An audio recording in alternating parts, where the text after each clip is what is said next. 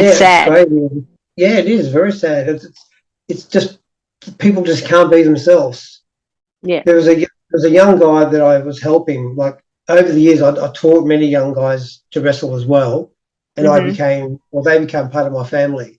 And a lot of them had issues with their families and sexual issues as well. But there was another young guy I was helping, and unfortunately, he passed away I think he was 22 when he passed away. His older brother had raped him since he was about 14. Wow. And then he just thought that was normal. So I'm not sure if he raped or was having sex with someone else when he was about 17 or 18. His father caught him, and his father beat him up and kicked him out of the house. Oh, wow. And I met him about a year after all this happened. He was a male prostitute in King's Cross. And just the stories he was telling me, the abuse he got and no support. And even though he told his father that the older brother had raped him for all that time, they didn't believe him. And the older brother was still, in part of the family. You know, this is just something that I've brought up in the past, and you guys might agree with this. One way that we can do to prevent suicide is in schools having classes, not just about ABCs and history and math and all that. They need to have classes that address suicide prevention and controlling your emotions and sensitivity training, all that, in my opinion. Definitely. Yes, definitely. Yes, I agree 100%. Yeah. Yeah, luckily, like private schools can sort of swindle that and give a program and then get permission slips to teachers and to parents. Sorry, but unless it's part of like the public system, unless it's part of the whole standard and curriculum, it's not going to happen. They have to pass it through a different way. Yeah, it's hard. Even here in Sydney this year, just recently in the NRL, which is the National Rugby League. Yeah. One of the clubs, Manly, had a pride round where they had a pride Guernsey. Now, 7 of the players refused to wear it and play. And apparently the club or the coach of the club said they weren't informed by the club about doing the pride round at the beginning of the year. He had no knowledge of it, yet the club itself had gone ahead and ordered all the jumpers and ordered all the other stuff, but hadn't told the coach or the players. Yeah. And the 7 players who refused, I mean, of course, the public gave them hell, and they were getting death threats. But it was their religious beliefs, and they were all, I think, Fijian or Maoris, most of them, and they just had very strong beliefs. And you can understand they had their own beliefs. Yep. And the coach actually got sacked 2 days ago because of all the furor. He was actually suing the club about the pride Guernsey because it just got so out of control. And I thought, it's 2022. I mean, God, these guys are living under a rock. Like in the AFL, which is Melbourne-based, but it's Australia-based, but it's sort of more Victorian. They've had Pride Round for, I'd say 10 years. Yeah. Every club involved, and there's never been an issue with it. But for some reason, the Rugby League, this was their first attempt, and they were saying they're going to try and bring out a Pride Round next year. But again, already all these people are saying they won't play. Participate. Yeah, I mean, it's so interesting to me. Yeah, these kids are like, I look up to you, and yet they can't. I don't. This is where my brain doesn't get it. I don't understand what people do in the bedroom or who they love. How does that affect them?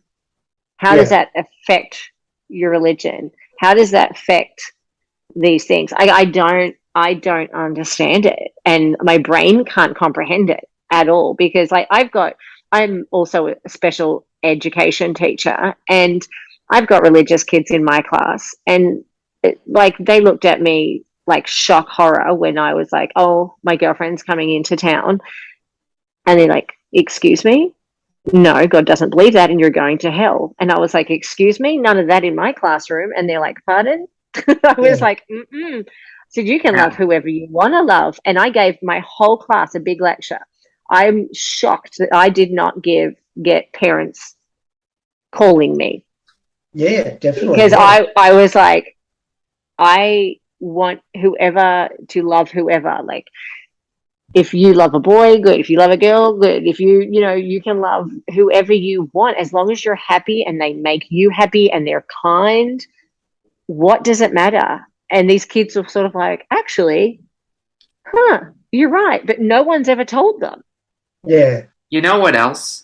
You know, I've seen a lot of that happen in school when I was in grade school and all that. There was a lot of homophobia. And the way I looked at it, it was people's relationships aren't really anybody else's business, even Christians, you know? Yeah. It's like I don't understand why it's someone else's issue who you love. Exactly. And I'm actually a Christian. I'm a devout Christian, but yet I'm friendly to gay people because I know that, you know, they're happy and relationships sometimes just aren't my business, you know, if they don't Mm-hmm. affect me. Yeah, when I came out, my dad threw the Bible at me. He's going to hate me for telling you this, but he threw the Bible at me, told me I was going to hell, and I was like, "What?" And I went to his church and spoke to his minister, and he's like, "That's not what I preach here. You can love whoever you love." And then he was like, "Here, tell him this verse, and like give him this verse when you go home." Years later, my dad ended up getting divorced, and the church was all against divorce. Hmm. And I said, "Dad, this is where it shouldn't bug you. Like, sometimes it's going to hurt people who you love. Like, but you can't control that. Like, you just need to be you. Unfortunately, you've fallen out of love with mum, and that's fine. Like, you need to move on." And he was devastated that the church was so upset with him. And I said, "But it's who you love. You're loving someone else.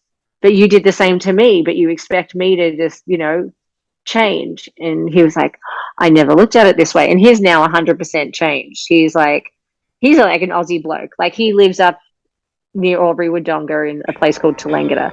He is such an Aussie man. And then he's turned around and he just loves everyone and thinks everyone should love everyone. But it took him getting shunned kind of thing from the church for getting a divorce for him I mean, to figure that out. the churches have changed. I mean, they have to change with the times. Yeah. And as there are gay churches now as well. So, Right, there are. yeah. But you just wouldn't think the homophobia would be so strong still in 2022. It's just, yeah, it's crazy. And that's why sportsmen don't come out. Like in the AFL, rugby league, only one player in rugby league has come out, and he came out after he retired.